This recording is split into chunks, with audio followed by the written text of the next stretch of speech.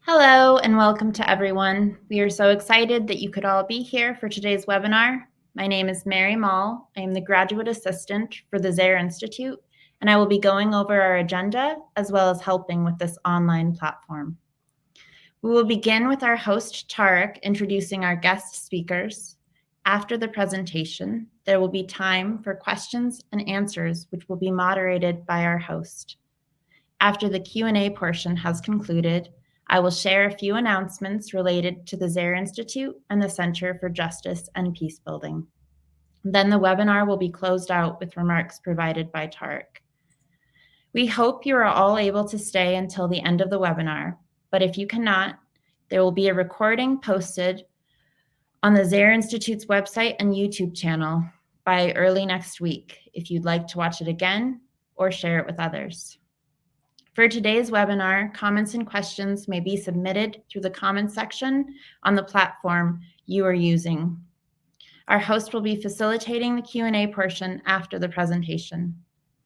Thank you, and I hope you enjoy the presentation. Now I'm going to pass it to Tarek. Welcome, everyone. It's my pleasure to come to you today with a conversation between two of our guests, Elaine Enns, co-author of Healing Haunted Histories, a settler discipleship of decolonization, and ambassadors of reconciliation, a New Testament theology, and diverse Christian practices of restorative justice and peacemaking. Elaine, that she wrote with her partner, Ched Myers. She's worked in a range of restorative justice fields since 1989, from victim offender dialogue in the criminal justice system to healing of historical violations and intergenerational trauma. With a doctorate in ministry, is that what a DMin is? I think from St. Andrew's College of Saskatoon. She trains and teaches throughout North America.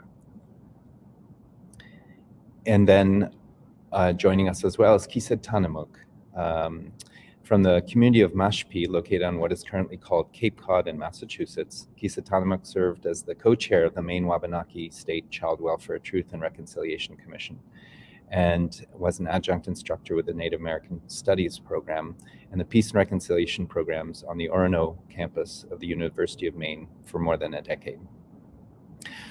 Today we'll have a conversation between these two about where our genealogies bring us. And the analogy is to stitching together the landlines, bloodlines, and songlines of history. I want to take a quick moment just to call up my grandmother, who died recently. She passed away in July. One of the things that caught her through a very tumultuous life that involved running away from civil wars, immigrating 2 or 3 times, family abuses of various kinds. One of the things that I think kept her strong was the practice of crochet, and she left quite rooms full of needlepoint works that all of the family has at least some of which. And I remember when I was little watching her for hours as she did this, amazed at her patience and the pictures that would unfold, because when you just see what the raw ingredient is, it's thread or yarn, right, in various different colors. And even when you're stitching it, it just sort of seems like a bunch of lines that are being formed. But then this image would come out through time, and especially as you sort of backed up just a little bit, it clearly became a picture. And that there was something magical about that. And I want to call back that image because I think as we stitch through and weave these stories, a tapestry emerges. And I think it's going to be a beautiful tapestry in and through this conversation. So with no further ado, I'd like to start off by asking Elaine and gkisedtanamoogk, both of you, one of the things that we highlight in your bios is the Haunted Histories book It's fairly recent, and then the Maine Wabanaki Truth and Reconciliation Commission. So who'd ever like to go first, tell us what inspired that particular, you getting involved in either of those things. Do you have a preference who goes first? Elaine, go ahead. Thank you. Oh, Tarek, I love that image of your grandmother crocheting, and actually my grandmother taught me to crochet. Of course, that was one of the things that we would do together. So that is a beautiful image for us having this conversation together today. I want to say that I am beaming in from a Ventura River watershed in Southern California, where my partner Chad Myers and I live and work on unceded and untreated Chumash territory. And so this is a legacy of genocidal colonization to which Chad and I feel accountable. I also want to extend my greetings and thanks to Howard Zehr. I met him in 1989 at the start of my journey in restorative justice with the Victim Offender Program in Fresno. And I think you all know that Howard has been and continues to be a very important guide and conversation partner over all these years.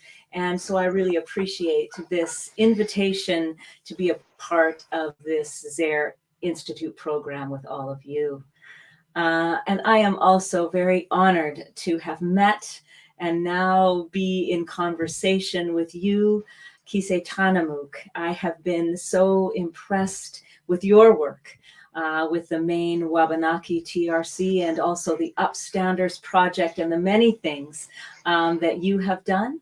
And this program has afforded the gift of getting to know you a little bit. So I'm very grateful for all of that. So there were many stepping stones that got me involved and led to this work of Healing Haunted Histories. But the seeds really lie in the experience of 3 teenage girls. So let me just tell you briefly those stories. The first occurred 104 years ago in December 1918. My maternal grandmother, 14 years old, endured a home invasion in Ostrovik, Ukraine. And this was during the Russian Revolution. Anarchist soldiers commandeered her house for over 2 weeks during Christmas time. And so my grandmother, her sister, and her girl cousins were hid up in the attic while her mother, my great-grandmother, fed, clothed, and bandaged the wounds of these soldiers. And this was just one episode in a continuous climate of violence during the Russian Revolution. And so when I was 13 years old, I knew something horrible had happened to my grandparents, and I wanted to understand more. So I asked to interview my grandmother. And she spoke about the beauty and abundance of her growing up years in Ukraine. But as her story approached her teenage years, she began to weep and could not continue.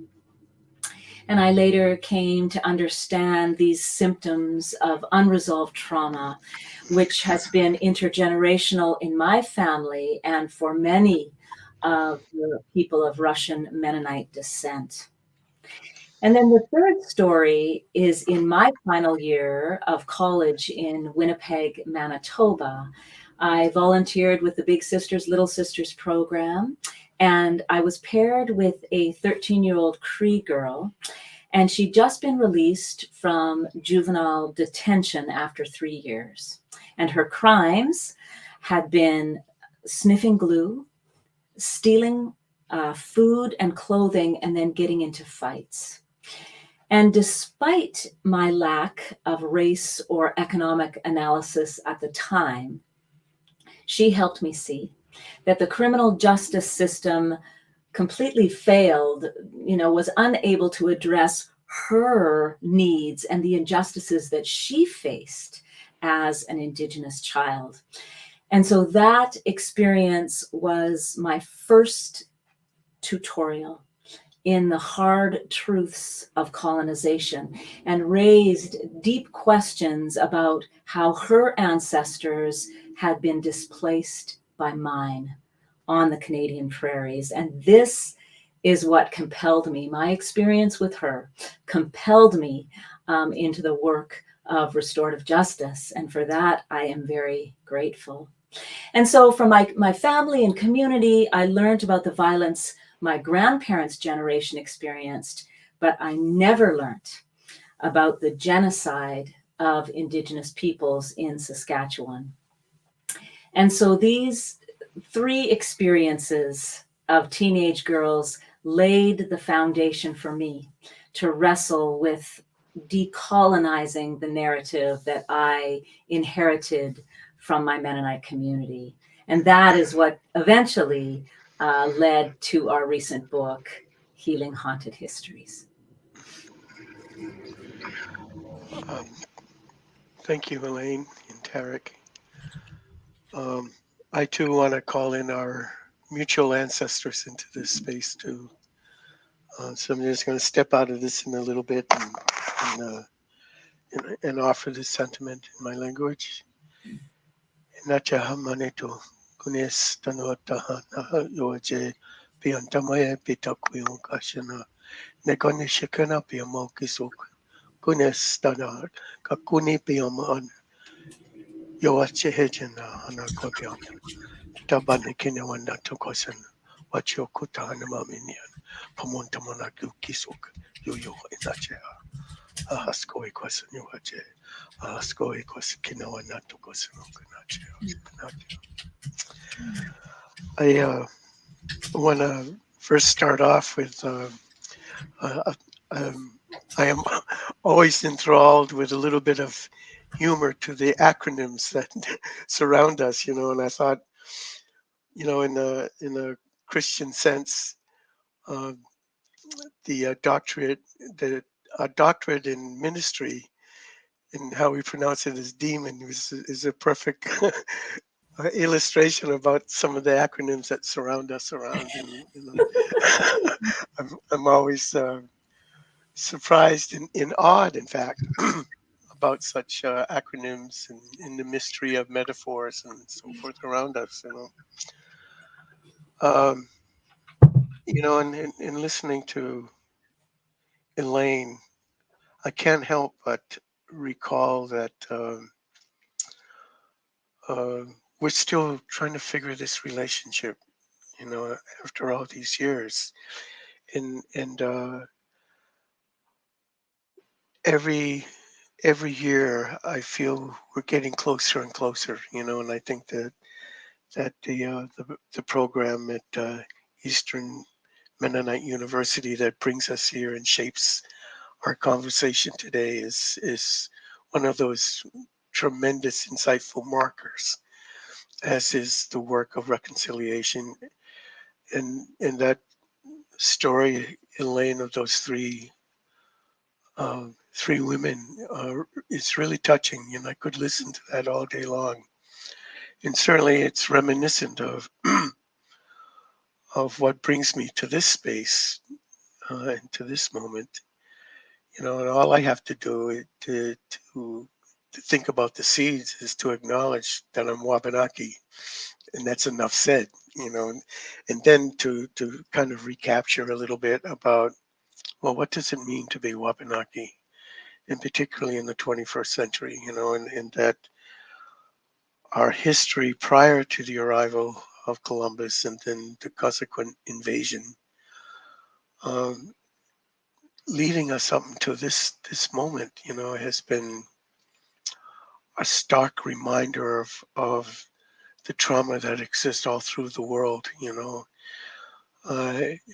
If if we're not talking about Indigenous peoples and we're talking about peoples of color and what the world has experienced through the lens of peoples of color, and if we're not talking about that, then we're talking about um, the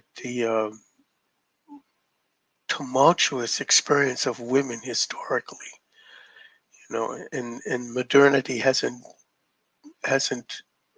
reshaped those kinds of narratives, that we're getting closer. And the wonderful thing that I think about is that no matter how patriarchy has tried to suppress um, the feminine, uh, it's not strong enough to do that, because we have people like Elaine, that comes to us in a way that is so reflective about the matriarchs in my culture, and that um, I believe this is a true foundation with Indigenous peoples globally, but certainly in my culture that were founded on motherhood.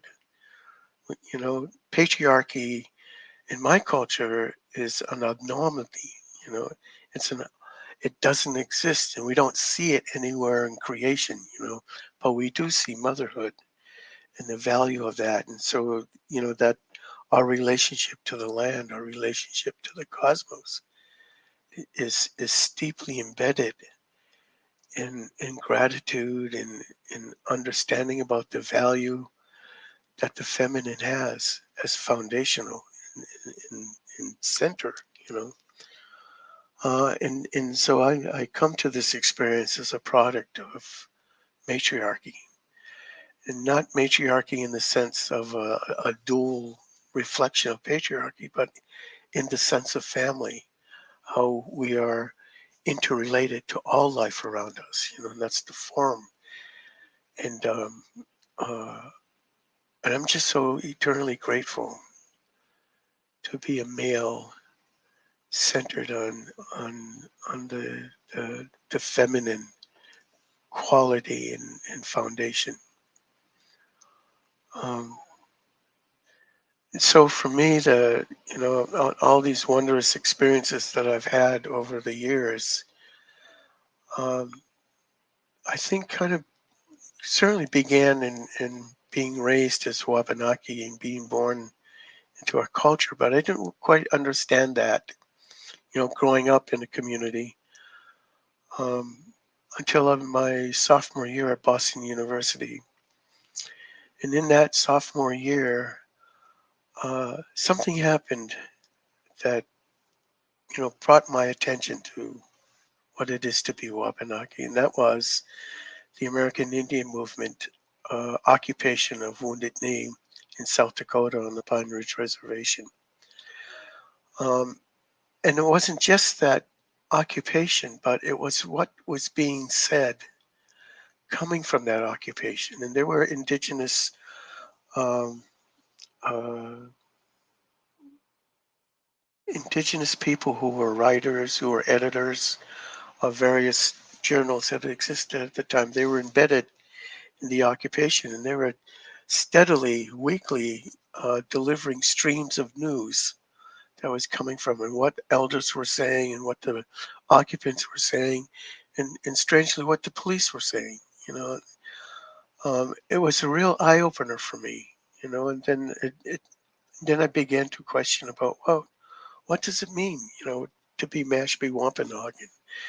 And so I started that exploration, going back to my community, and it just happened that it was the right timing because there was a lot of young people my age asking the same questions. And we started learning songs, we started to learn language, we started to learn what it meant to be Wampanoag. And it was been a fantastic and an intimate journey into identity, you know. So in my sophomore year, I gradually became from Joe America to Joe Wampanoag. There was a point that I was thinking about law, and I majored in political science at BU, and I was taking a law minor, And so my thinking was in that realm. Maybe I would wind up in the U.S. Senate, have a law degree, and maybe practicing law here. And that all shifted, until this idea about colonization, and colonial mindsets, kind of thing. And I found myself while I was at the University of Maine, kind of drafted into the the Maine truth and reconciliation work with around children, and how I got to be on that was that I would be nominated by somebody in the population, and then the committee that was bringing the commission together would review all the nominations, and I was interviewed, and I found myself being one of the selectees, which was a great honor. You know, I've had this prior to that time. I've had this 20, 30-year relationship with the Wabanaki in Maine. So I got to know a lot of people and very intimately, and those friendships continued. So this was a way that I could experience giving back to the people, in whatever whatever capacity I was fortunate to have on the commission. And my colleagues on the commission were still in touch with each other. It was a wonderful experience, really deep-rooted friendships that developed, and it was really helpful to see the world not so much in the settler-indigenous lens, but in the lens of our common humanity. And that's what really compels me to this challenge of being together in the same space, the same breath, you know. And I could go on and on, but I know we have some limits of time here, and so let's see where this goes, right? Tarek, thoughts? Yes, thank you, Kised. Thank you. So, I would like, if you don't mind, saying just a few words of what the commission did, because I think it was quite a precedent-setting few years, that we have something to learn from in this history of settler and indigenous interactions. Could you just say a few more words about what did the commission do? Was it able to carry out? And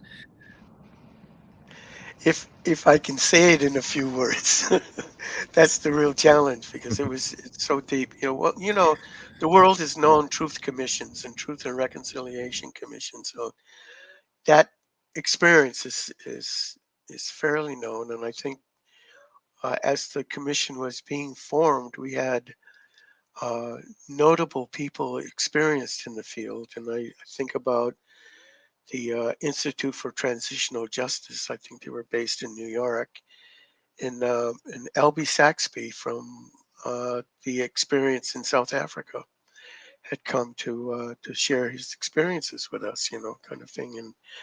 And there were other truth commissions that existed. I think one in North Carolina, and there was some other place. I think maybe Detroit.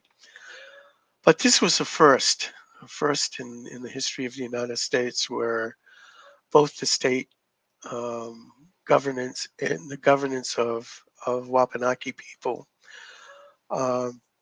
worked together to create the mandate, first of its kind. And frankly, I didn't think I would ever see something like that in my lifetime. And I kind of thought that maybe the state of Maine wasn't quite sure what they were doing, because the history up to that time has been pretty kind of rough, with rough around the edges. But um, when the governor signed the mandate along with the each of the tribal chiefs and the communities, And the vision that it took to bring this commission together, was about an experience of 8 to 10 years of Wabanaki people, particularly in the um, social welfare in the communities, as well as the state welfare, um, in particularly around the child services kind of thing. And they shaped and molded that relationship, which eventually led to the establishing a Truth and Reconciliation Commission. I would just say this too, that um, over the course of the commission's life, the terminology of reconciliation is really a deep one, and it didn't seem that we would even get to that. How do we reconcile what has happened? Because we were clearly dealing in. I remember thinking about this with my colleagues. I was about to introduce this idea about genocide to my colleagues. That what we're dealing with here is that the literal kidnapping of children, the transferring children from one group to another group is one of the concrete criteria of genocide, creating conditions that would lead to the end of a people, and obviously the killing of a people. But one of the other aspects of that that I wanted to bring to mind was the intentional uh, I can't think of the term right off the turn, but making it possible that women cannot conceive, you know. And so I was kind of thinking, well, I'm going to bring this out to my colleagues. We're just forming. We're just trying to get an idea of this. That what we're dealing with here is a form of genocide. And I was thinking that, uh, how am I going to, convince my colleagues? And once I started to talk about that, they got it right away. We were all on the board. We were all on the same page that what we're dealing with here needs to be addressed. It is genocide kind of thing. So, and our mandate was to investigate the impacts of taking children out of their community for various reasons, having absolutely no contact with the communities themselves, but the state with their um, ologies and policies, basically invading the communities and taking the children out. And then the impact of that for the communities and the families, and the impact of that for the children, you know. And we were to report on that and investigate that. And, an interesting characteristic of Truth and Reconciliation Commissions is they usually don't complete their mandate, and we did.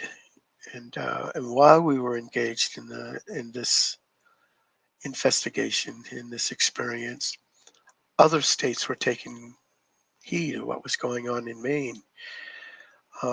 States like California, like South Dakota, Montana, Colorado were very interested in what was going on because they were thinking about doing something similar. And then there was some dialogue whether the United States needs to have a Truth and Reconciliation Commission, as did Canada and other countries. So, and that's the brief, short introduction to the work of the commission. Derek? Tarek, how can I boldly jump in here?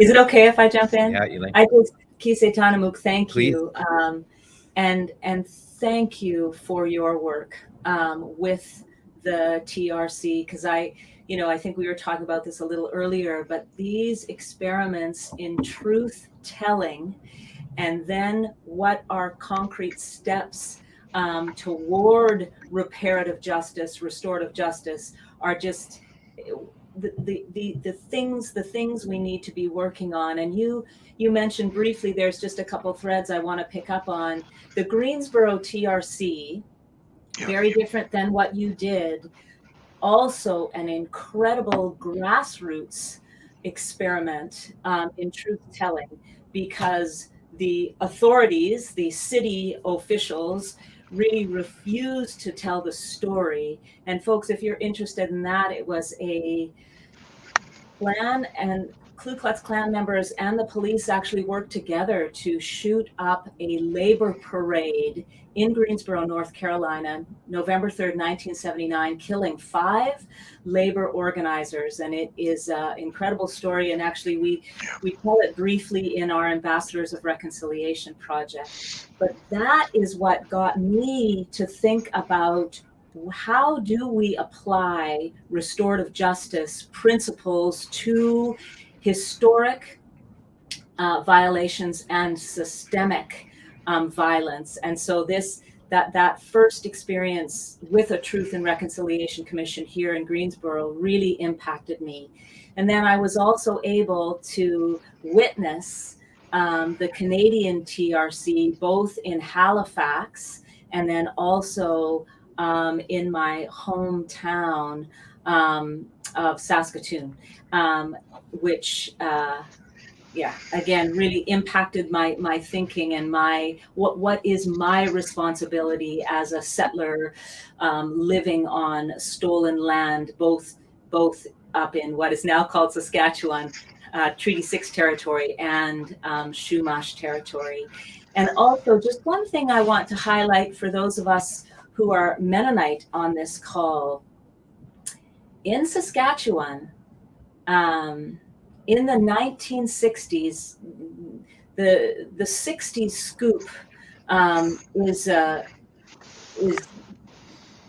the common name for Indigenous children being taken from their families and actually put into white families all across Canada, but the US, and also some as far away as Europe. Those children were taken. And for us Mennonites, there is a particular piece that we need to wrestle with, certainly in Saskatchewan. The architect of the 60s scoop was a Mennonite man, and he was doing it again from a perspective of, he was head of the Department of Social Work and was seeing it through his lens. And so now we are trying to undo that, but there are many Mennonite families that adopted Indigenous children, and 2 of my cousins were Cree boys. One has since passed away, and the other is with us and wrestling with his identity, and certainly has distanced from our family. And so Mennonites need to reckon with this, because there are a lot of Mennonite families that did adopt Indigenous children, and how do we engage that legacy and take responsibility for it. So I just wanted to get that in there. Well, you know, Elaine, I think about this a lot, about a relationship that we are yet to have, kind of thing, you know. And I think it's really that key element of sharing one another's truths that helps bring us to a common humanity, a common framework, you know. So it's not necessarily an us and them scenario. But when I think about the treaties, and I think about that this was the attempt to bring this newness of people coming into our homelands, you know, and how best can we work, how best can we live in a shared space, kind of thing. And you know, those treaties were the first attempt to create a relationship. You know, we haven't really got there yet because of other anomalies in our circumstances. But you know, it's that quality of truth when we are really able to listen to each other. You and to do so in a way that we're not dealing with the sort of normal rigidity of barriers, and emotions like shame and guilt, and you know, it's about reaching to our humanity about this, So that truth quality is um, for me, intimately instructive, you know, and Megham Han, my partner, she experienced the 60 scoops. She and her sisters, were taken from the home.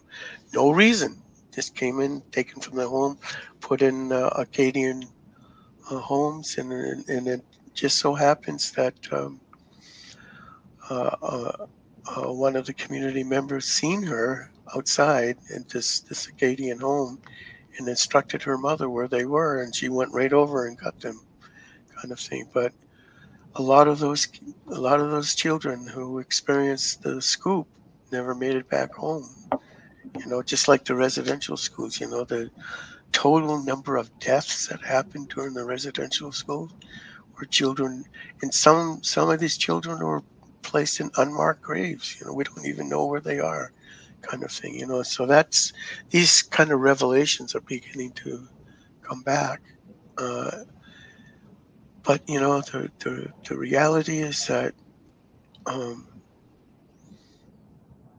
you know it's systemic, as you talked about. This history is systemic, and I think we maintain that system out of a gross miscalculation of our fears. When we can sit down and talk and share, open hearts, I think that changes the whole chemistry of what awaits us. Mm. I don't think that, in fact, I should say this right from the beginning. Uh, I'm only representing my own thoughts here, so I'm not representing my community. I'm not talking on behalf of Indian country and so forth.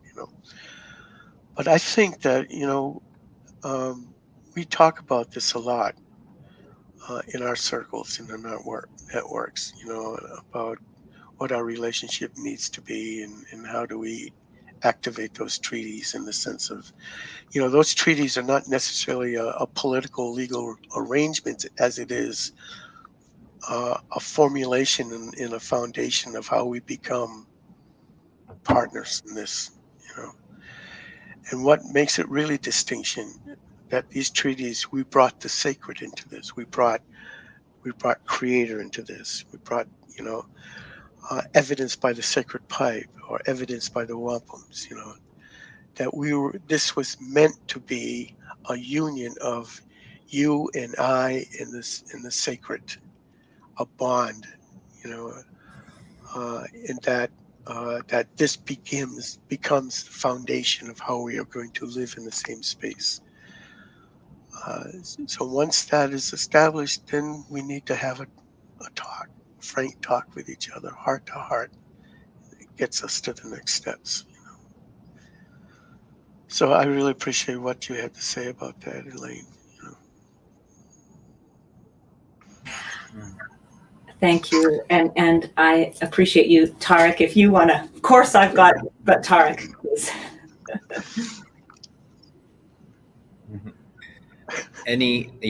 You're welcome to respond to anything that's said. I would, though, then at this point, so we've talked about both the influences, Elaine, that came into writing the book that you had, and it gave us a real sense of historical flow through time. Gkisedtanamoogk, we talked about how you came to discover, uncover, and delve into your own Indigenous identity, and that led you to serving on the Truth and Reconciliation Committee in Maine. And then we talked about what that TRC attempted to address, a history of abduction of Indigenous children, and the systemic nature of that. All the whiles noting, Elaine, that Mennonites are part and parcel of that history at a time period when people thought that was the right thing to do. And gkisedtanamoogk, one of the things I think I want to highlight is how you see it is now about re-engaging that sense of what is the right thing to do and creating a new sense of what that is based on humanity, a shared humanity and renewed relationship. I want to ask Elaine, when you think about your history, the history of a lineage that is both a refugee lineage, that is both a persecuted lineage and a settler lineage. What are some of the stories that you have uncovered from your descendant, from within that lineage, that help you understand that past? Thank you. Thank you. You know, I want to highlight just this briefly because it impacts my Mennonite ancestors, and I think possibly the ancestors of some of the folks involved in the conversation today.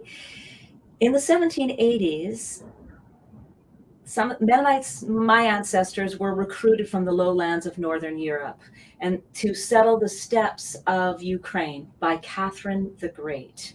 But to make to make space for our settlement, she had cleared off the indigenous peoples of those lands. So the Nogai, the Cossack, and then later the Bashkir were removed. And so our history of survival as a religious minority also has a long history of entanglement with colonization. And we often tell, this is kind of one of the narratives of our community, Catherine the Great, rescued us from the persecution that was happening in Northern Europe. And then we got to settle or live in this beautiful land of Ukraine and Russia. And we don't tell the other story, and actually possibly did not know that other story. And when I get a chance to talk with Mennonite audiences, I always raise that there we were a part of colonization, the plan back in the 1780s too. And then similarly, the story I told as we began about the violence in Russia during the Russian Revolution, it compelled about 20,000 Mennonites to leave Ukraine and Russia and settle on the Canadian prairies in the 1920s. And they were a part of a huge influx of settlers, which increased the population of the Canadian prairies sixfold in only 3 decades. So this had a tremendous impact on Indigenous life and culture, as land that was promised in treaty to Indigenous bands was taken and given to these newly arrived settlers. This was the case at a place called Wampanoag, and as settlers call it, Stony Knoll. Mennonite settlers had come in the late 1800s, and they were running out of land. So they petitioned the Canadian government for a particular piece of land that was a really beautiful 30 square kilometers of good farmland. And the Crown, without consultation or compensation, expropriated this Treaty 6 land from the young Chippewyans, and this is a Cree brand, and just gave it to the Mennonites. And in that process, the young Chippewyans became a landless band without federal recognition. The story of Wampanoag is one of the narrative backbones that runs through our book, our Healing Haunted Histories, because it is a microcosm of what happened all over Turtle Island. And so for a century, Mennonite and then Lutherans lived next to Indigenous communities with very little contact between them or understanding between them. And during this time, many settlers, farmers have grown very wealthy, and while Native folks, on the other hand, have continued to struggle to survive. But this story has begun to change over the last number of decades. These settler communities, in conversation with the young Chippewyans, began to raise money to support the young Chippewyans in their genealogical claims to prove their inheritance, the Treaty 6 claims. And then together, young Chippewyans, Mennonites, and Lutherans organized cultural events to educate about landless bands in Saskatchewan, participated in strategic meetings between elders from all three communities. And so we've been tracking this story, and it is a personal story. My sister lives very close. She is on Treaty 6 land, lives very close to this young Chippewayan land, Reserve 107.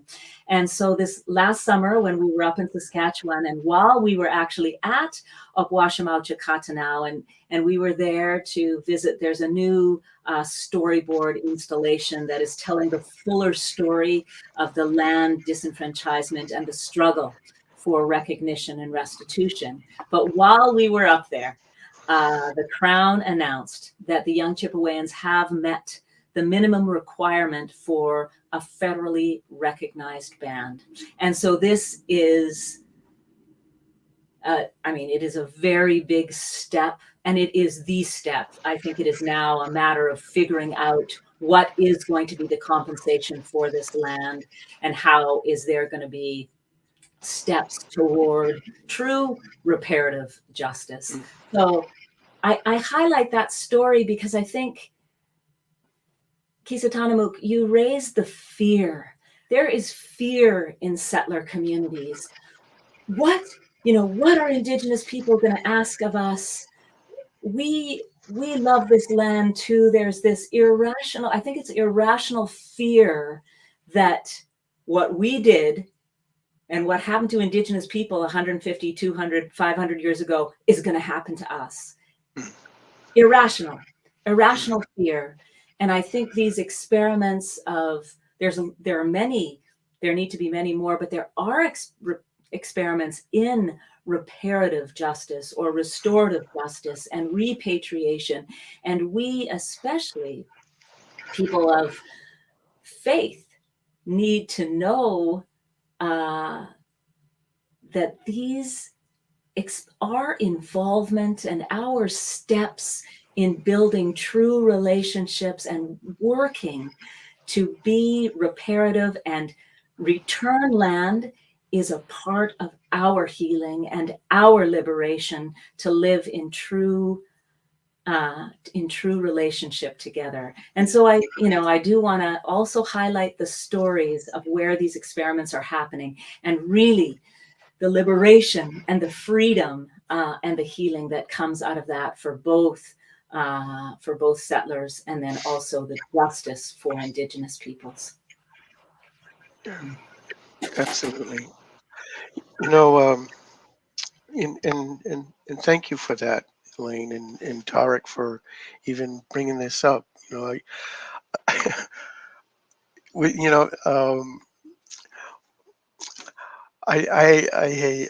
love to bring in a little bit of otter mischief into this conversation. But I'm Otter Clan, and I used to say jokingly to the students in the class that Otter Clan, we ought to do this, we ought to do that, kind of thing.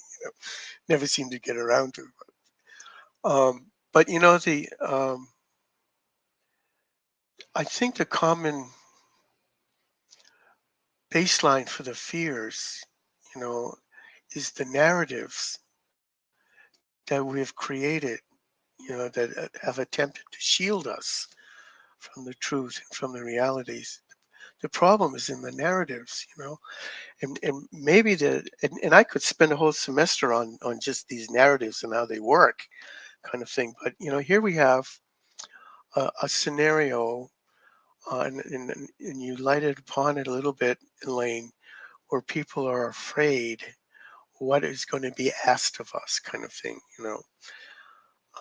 and maybe that fear, is sort of gravitates to the idea that we might lose something, or Native people are going to be so angry that they're going to force something on us. And if I think what it comes down to, it's not what Native people are going to do, it's what we're going to do to ourselves.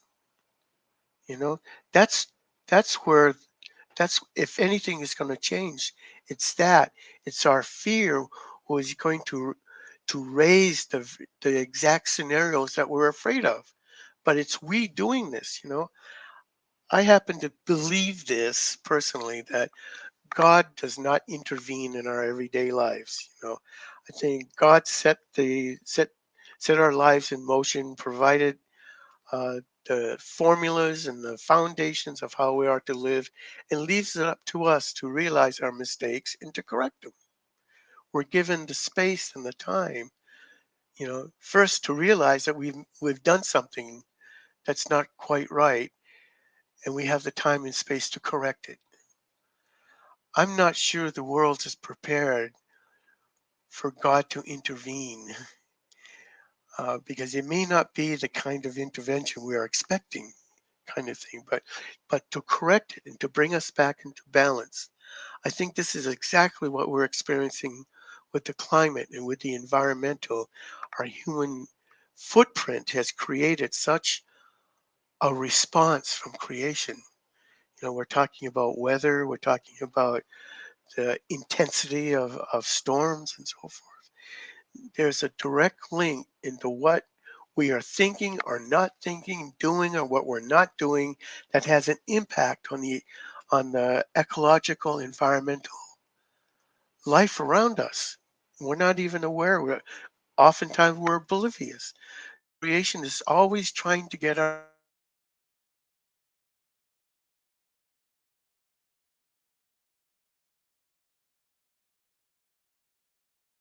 you know, and what are the impacts of what we're doing. And we need to be really mindful of that scenario. And so I kind of think that when we're talking about treaties, for instance, and this is such an irritant to me, that we're talking about from the lens that Canada has some legitimacy here to determine and to dictate, um, what is about to happen, about the law, you know, Section 35 talks about treaties and Indigenous rights. That should be the eye opener. Section 52 talks about the supremacy of the Constitution, which basically means that everything that's in the Constitution is the supreme law of the land, and everything has to be modified to be in concert with the with the with the Constitution. Supreme law of the land means treaties are the supreme law of the land. Indigenous rights are the supreme law of the land. It's not Canada's place to dictate who is Indigenous and who isn't by virtue of the Indian Act. It's not Canada's place to determine whether we're going to recognize this group or not. You know, the reality is, if those Chippewan communities have no treaty with Canada, then Canada is not there on their land. Canada is ought to be absent in that. Because this is Chippewan land. No treaties, no Canada. That's the way the treaties are supposed to work. Canada does not have the authority, and it can give itself all kinds of authority, but in relationship with Indian country, you know, you may as well be having the same discussion with the United States. Canada um, would never stand for any of their activity if the United States is doing exactly to Canada as what Canada is doing to Indian country. They would never stand for that. That's because it's a protocol with the treaties.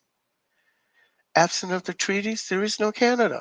You know, it's really fundamental international treaty law. You know, but here we are living in a constructive narrative that legitimizes our perspectives, that we start from the Canadian lens and we share it to First Nations, where Indian country is living on Canadian soil, when the reality is they're living on our soil, unceded, unoccupied, treaty territories. And we don't give that any kind of legitimacy. So I think the narrative needs to be reshaped. What is what we're dealing with here, kind of thing. And it kind of goes back to that, I embrace you, Tarek and Elaine, as my relatives. I think most Indian country would do that. You're here, you're living with us, we're sharing space. So let's figure out how we can be family in the same way as how we are family to the land and to creation.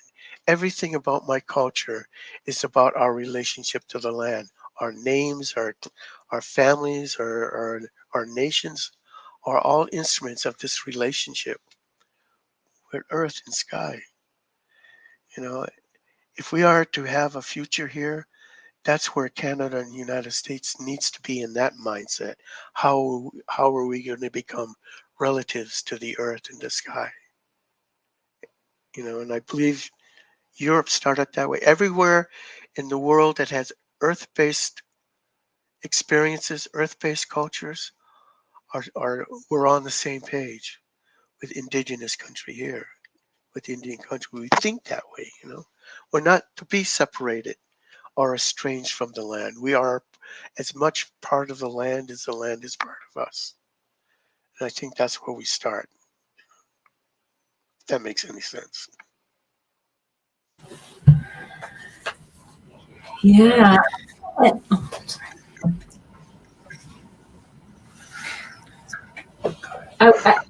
I was just gonna mention gkisedtanamoogk, what you raise about narratives and how treaty is essential to our relationship to each other on the land now called Canada. And as settlers that live there, you can't miss it. I'll never forget. I don't know. It was probably about 10 years ago, walking down the alley in the neighborhood where I grew up as a child, and all of a sudden, across a wooden gate, a dark gate, were the words scrawled, "As long as the sun shines, the grass grows, and the river flows, ...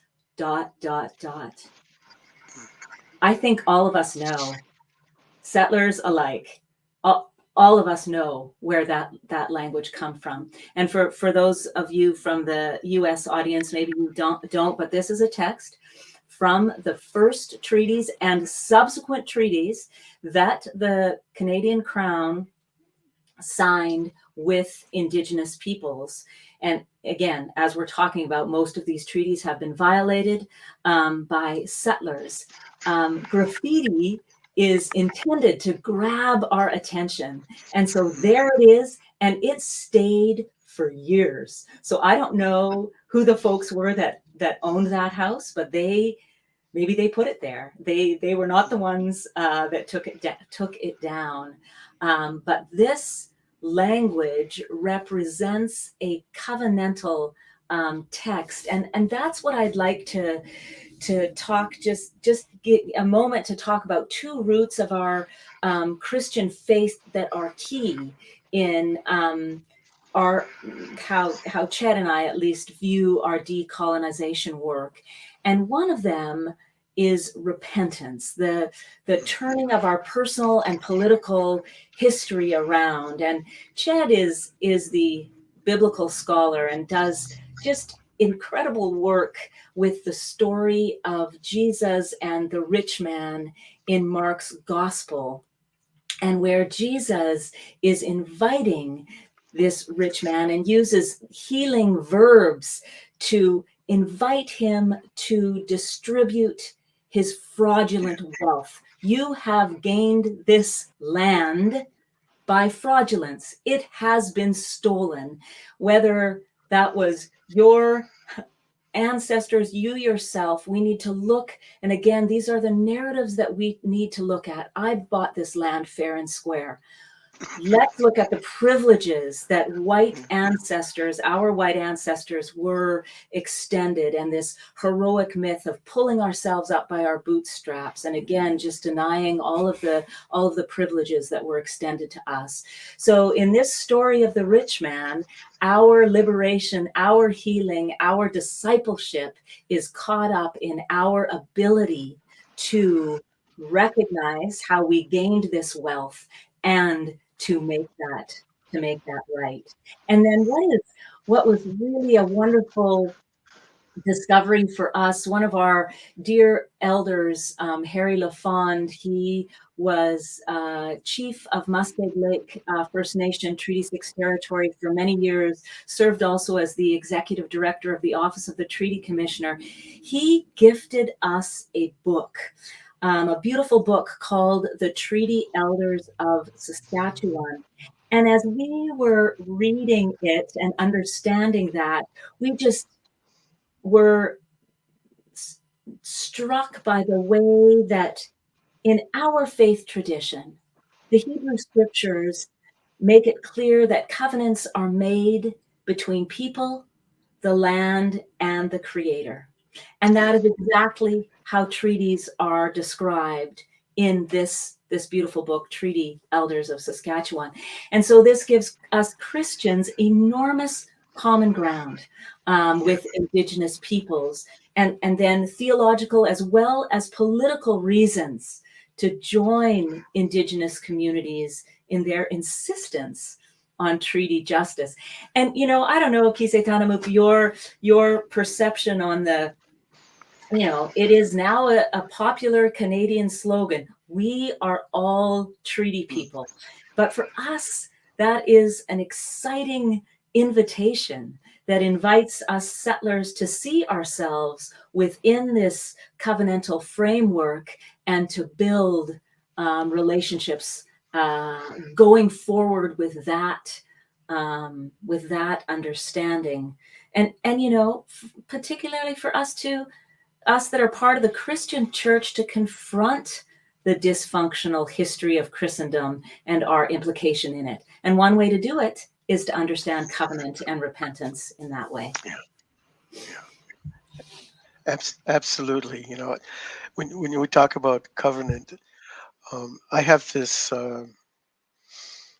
image often used in my presentations, my PowerPoints, and it's an image of a tobacco plant. Tobacco these days has sort of gotten a bum rap out there because of the cigarettes and so forth, that kind of thing. But that was the original covenant between the sacred and humanity. It became so sacred to us, and we only use it in that construct when we're sending a message, greetings, Thanksgiving kind of thing. And it was that sacred plant that saved the colony of Jamestown, because they started to export tobacco to Europe. Tremendous wealth that came from that, but they didn't export.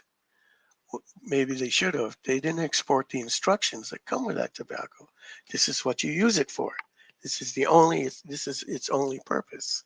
It's this covenant kind of thing. So in kind of a humorous way, that's why the world is in its shape it is today, because people are using tobacco when they're really uptight and so forth. But that tobacco is translating our prayers, so I can kind of see Creator going, they want what? The kind of thing, Anyways, it's that kind of scenario that, as you were saying, um, it's about understanding. If we talk about us all being treaty people, then we have to understand the meaning about treaties. And again, I don't believe this was about some political, legal kind of construct as we understand international treaties today. It was about how do we become family, because we bring the sacred into this, And I believe that when our first level of estrangement is to reconnect with Earth and to Great Mother, because she already knows us. She already knows you in Tarek and all the people that refer to themselves as Canadians, Americans. Earth already knows you, you know. We are breathing in our ancestors' dreams and thoughts and breath every time we take, and that if we spend the kind of moments in where we are thinking now, where we are at this time. So every time we exhale, we're sending out a gratitude to the trees and to the life around us that share the life around us. We're communicating that. Our breath is a communicated device. Just as the blood runs through our veins, so does water. We're not only children of the earth, we're children of the water, we're children of creation. And I think if we're starting to think about treaties, it's not just between governments, it's between us all. We're all responsible to the treaties, to the agreements, to the relationship, and that's what really excites me. Yeah. Elaine, would you say the quote again from the graffiti? Yes. As long as the sun shines, the grass flows, and the grass grows, and the water flows. Meaning, exactly, as long as we are allowed to live on this beautiful earth, as long as this earth, right, supports us, or gkisedtanamoogk, how would you translate it?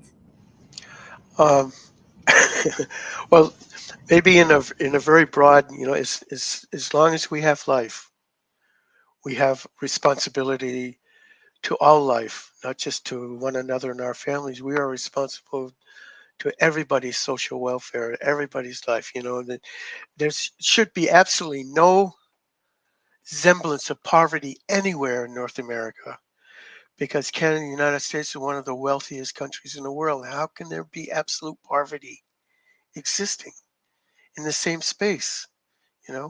We make space for those kinds of things. That poverty is an instrument of the wealth. We can get people to do anything by giving them money, kind of thing. But I was thinking about that metaphor you were talking about, Jesus in the parable of the rich man. It's not the it's not the wealth that makes it impossible for him to go through the eye of the needle. It's his attitude. It's what prevents him from. If wealth has come to him, then why is he hoarding it? Why is he not seeing the immense poverty around him and not share that? There's something in the narratives that keep us from that kind of. We are estranged from that realization. We have an obligation to take care of each other. Can you imagine have an economy that's not based on money? Can you imagine that? Most of us can't. But that's what existed with Indian country prior to Columbus. We had an economy that was based on love and caring for each other, and doing for each other, and making sure that all our needs were met. It was based on that on happiness, on wellness. Well, in these days, money can help, but that's not the basis of our economy. It has to be something about how we care for each other. You know, how these are acts of love, instrumental acts of love, the same kind of love that created the universe, the same kind of love that's extended to us from the earth and from our relationships around us, from the trees. We're not needed in creation. Creation could very well live without us. We can't live without creation. And that is, to me, that is the sum total, is that earth in creation makes space for us and nurtures us. We have a responsibility and obligation to live that way, nurture and to care for each other, not just human beings, but all life, you know, sum total of everything. So, a couple weeks ago, families gathered together, many of them flying to commune and celebrate Thanksgiving in much of North America. Um, I'm curious, when we talk about narratives, Yeah, there's a particular narrative that gave rise to that holiday. yeah. What would you envision in the future to be the narratives that are told on a day like Thanksgiving? M- Much like Christmas, you know, something magical happens on Christmas Eve. You know, people are very open to each other and they're very kind and they talk to each other. Strangers talk to each other. There's really wondrous kind of greetings that exist. You know, it's really a magical time where the world is open through the heart. You know, the heart channels are going. And I think that that level of awareness and intent to share that moment of happiness has to be the way we live. Thanksgiving is not just a giving thanks in a gratitude. It has to be the way that we live. We wake up in the morning and we're thankful, and we express that in many different ways. You know, pre-coffee conditions. Go out and breathe in the air and say thank you. You know, kind of thing. But that has to be a way of life. It was a way of life, and even as we are having to deal with the vast melodramas around us, that Indian country still strives to be to be in the life of Thanksgiving. You know, it's not just one moment. So that if we gather around the table with friends and families and make the effort to come together as a collective kind of thing, you know, that is certainly uh, worthy of giving thanks that we're all alive and we're all well. How do we express that 365 days a year? That's the point. You know, that narrative when the, when when this sort of religious separatist cult coming out of England, striving uh, to relocate themselves to Virginia, got blown off course, landed in Wampanoag country. Um, you know, that Thanksgiving, you know, and you know, this is a wondrous story that ought to be shared, you know, in a much intent because it has all the key elements of what we're talking about today, you know. But the false narrative in the American Thanksgiving is that the Wampanoag people were invited and had this merry Thanksgiving dinner with the Pilgrims. That never happened. Wampanoag people were never invited to that. And since 1621 has never been invited after that, you know. And eventually, those same pilgrims of separatist English led to war with Wampanoag people some 50 years later. But had that, and the only reason Wampanoag people were there is that in the spring of 1621, that was our first encounter with the English. And I have to say, not the first encounter with the English as English marauders going up and down the coast, capturing people for the slave trade in Europe. But this was the first time that we encountered English families, right? Women and children. So that was a different construct for us. So we formally met. We agreed to support each other, and even if we were coming to one another's aid. And so our leadership happened to be visiting that area of what's now Plymouth. You know, we had people who were camped nearby to sort of keep an eye on the colony, and we heard gunfire, and we figured that the Plymouth colony was under attack. So we showed up, you know, well armed, expecting to aid in the attack, you know, to defend Plymouth colony. We found out it was a celebration. They were shooting guns and celebrating their first successful harvest. But the Wampanoag people were not invited to that. And so we brought some extra food. We hung around them for a few days, and they went back home. Most people don't know that. But and it's the kind of false narrative that has a severe impact on Wampanoag people. We have to remind people of what is what, about the relationship that we hopefully will start to happen. Maybe as a footnote, there is such a creature called Plymouth Plantation. And Plymouth Plantation is like this living museum, where we walk into history, so it's all about the early English settlement in Plymouth, and it's kind of funny how Wampanoag people became part of the project because we weren't included in that. It's all about the English, and so the touring public, having been exposed by the Wampanoag, by the Thanksgiving narrative, wanted to know where are the Indians, kind of thing. And it took about 30 years to finally get Wampanoag people to be part of the Plymouth Plantation. And Plymouth Plantation resisted Wampanoag presence. And there's still a kind of hokey relationship there. But it's a continuation. The whole Thanksgiving story has all the key elements of what we're talking about now. Yeah, and I had the same inclination, gkisedtanamoogk, to talk about Plymouth Rock and the dysfunctional false narrative of a Thanksgiving mythology.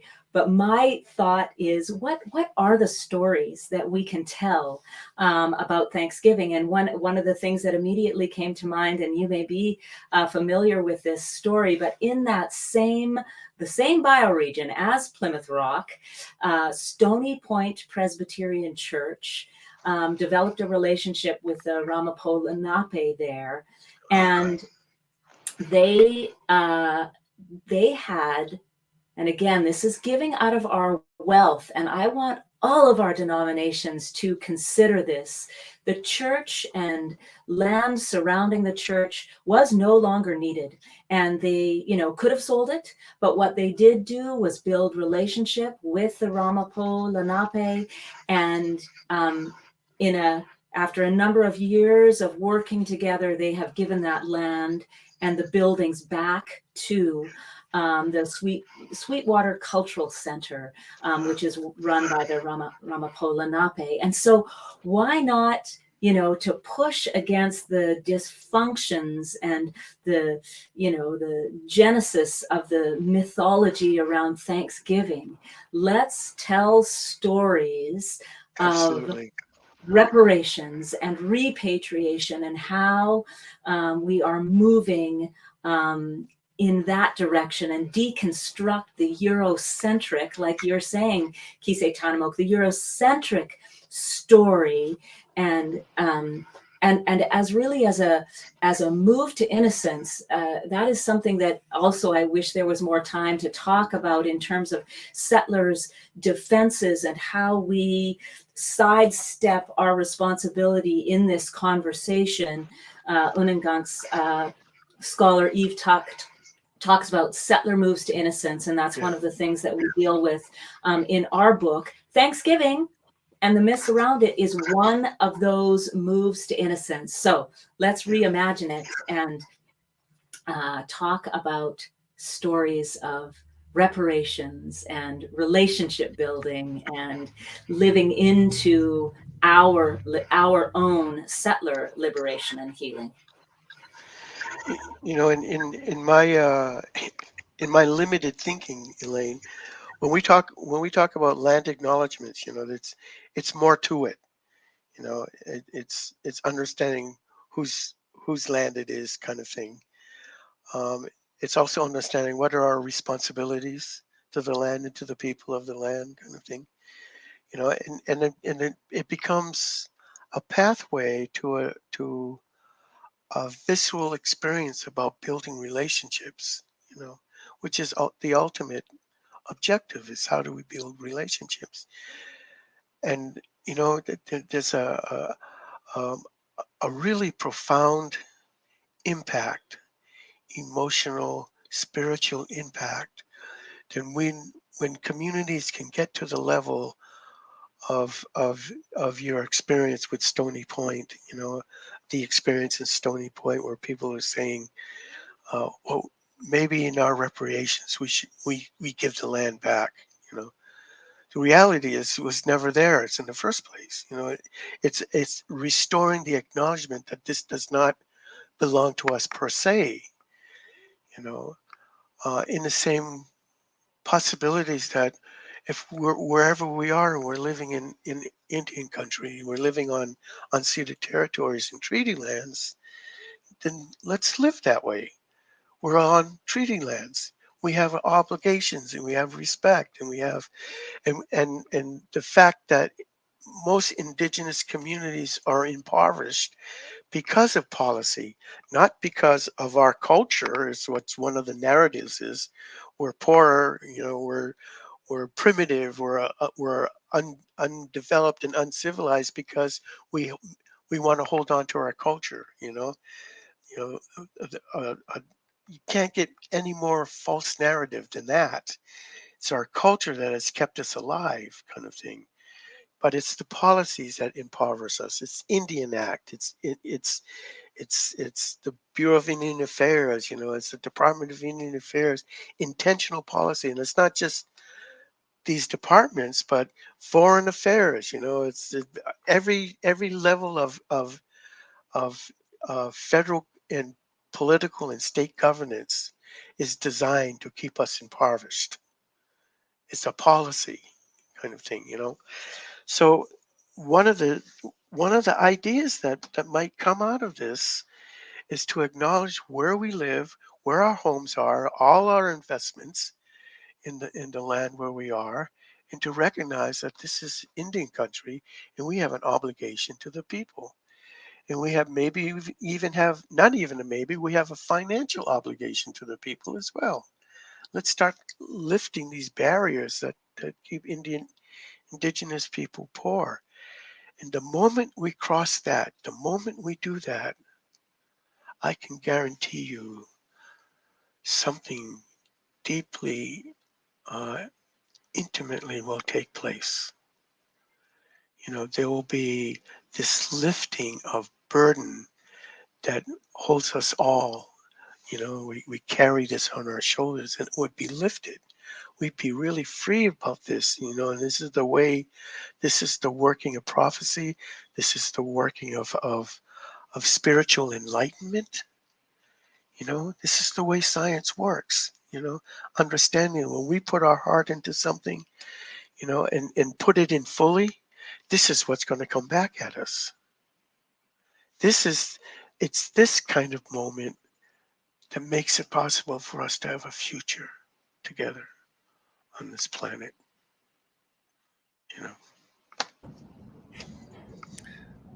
And with those words, I want to invite any questions or comments that we might have for those out there viewing this in real time. Feel free to use the particular chat function on the platform you're using. And I'm going to ask in the meantime, Elaine and gkisedtanamoogk to think about any closing comments you might have for the last few minutes of our webinar. Well, in my part of the forest, I have no closing comments. This is ongoing, and I expect that we'll continue our chat. And I would even say that, Tarek, I think you have my email address, and if there's anybody who wants to talk with me, and you can feel free to share that. But for me, it's a continuation of where we need to be in our relationship to each other, our relationship to Earth. So I would suggest, for my part, this is ongoing. Elaine? Oh, this feels like an early Christmas gift, really, to be a part of this conversation, and gkisedtanamoogk to again, like I said at the beginning, to get to know you a little bit. And I really do hope this is an ongoing conversation. And just one of the things I want to add, you know, you spoke about how Indigenous folks are impoverished because of settlers. We are impoverished too. And the biggest impoverishment is our lack of relationship with, particularly on the prairies, but everywhere, our closest neighbors who are Indigenous people. And we have separated ourselves and not learned and benefited and been loved and shared love with you. And that is our greatest impoverishment, I think. So thank you. Thank you for raising that. I do want to invite Jonathan. I would love to put out there, we have a 40% discount on our Healing Haunted Histories book, which I think Jonathan will put in the comments. Maybe you already have, but if already done. Yeah. Oh, thank you. If you want to get that book, enter that coupon code, and if you have any issues, contact Whip and Stock. But they are offering this until the end of the year, so if folks are interested in buying it, these are exactly what we hope to talk about in that book, and invite settlers of faith and other folks of conscience to do this work. So thank you all very much. I want to hand it over to Mary.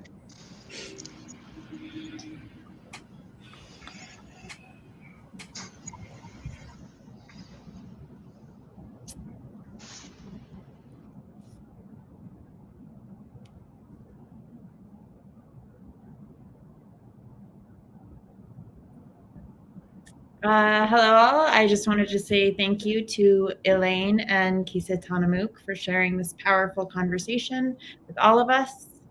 Before we close, I just have one quick announcement, which is to visit our website at zerinstitute.org watch for upcoming webinars for the spring of 2023.